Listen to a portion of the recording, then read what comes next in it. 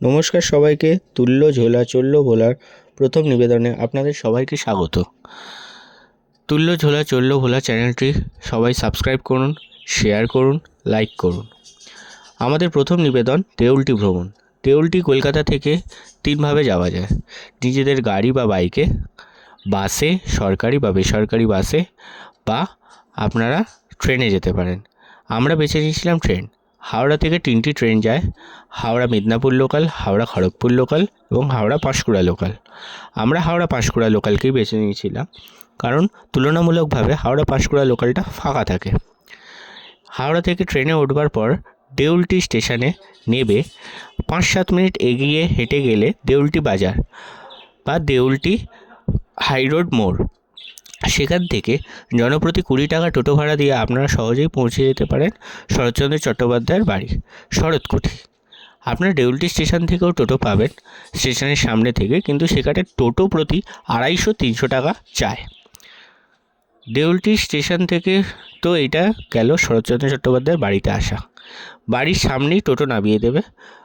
বাড়ির গেট দিয়ে ঢুকতেই আপনারা মেন গেটে দেখবেন একটি মহেশের, যেটি শরৎচন্দ্র চট্টোপাধ্যায়ের লেখা ছোট গল্প, বিখ্যাত ছোট গল্প, তার একটি উক্তি দিয়ে গেট দিয়ে ঢুকেই বাঁদিকে দেখবেন শরৎচন্দ্র চট্টোপাধ্যায়ের একটি শ্বেত পাথরের মূর্তি এবং স্মৃতিফলক। তারপরে বাড়ির ভিতরে দাওয়াতে উঠতে গিয়ে দেখবেন একটি কম বয়সী ছেলে আপনাদের শরৎচন্দ্র চট্টোপাধ্যায়ের সমস্ত ব্যবহৃত জিনিস এবং তার সম্পর্কে বলছে। তিনি হচ্ছেন এখনকার বর্তমান কেয়ারটেকারের নাতি। ওনার দাদু এই শরৎচন্দ্র চট্টোপাধ্যায়ের বা যে ব্যবহৃত জিনিসপত্র ঘরের সামনেটা দাঁড়িয়ে উনি বলেন।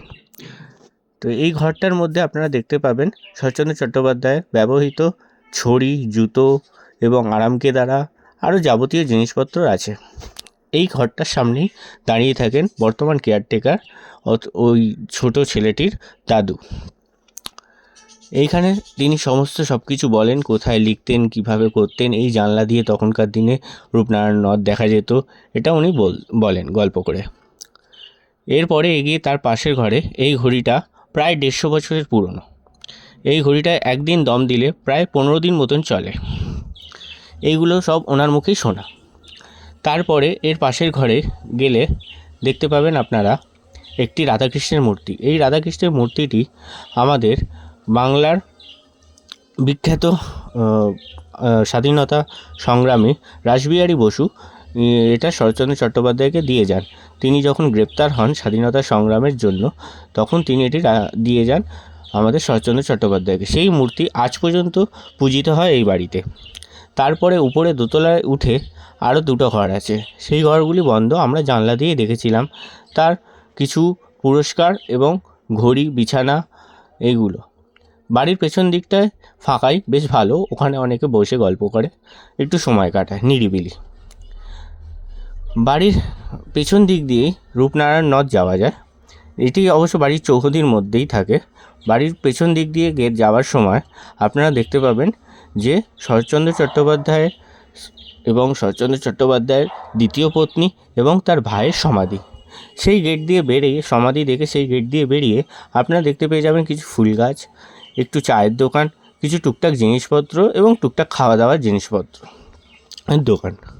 এরপরে আপনারা এগিয়ে যাবেন নদীর দিকে, নদের দিকে, রূপনারায়ণ নদ।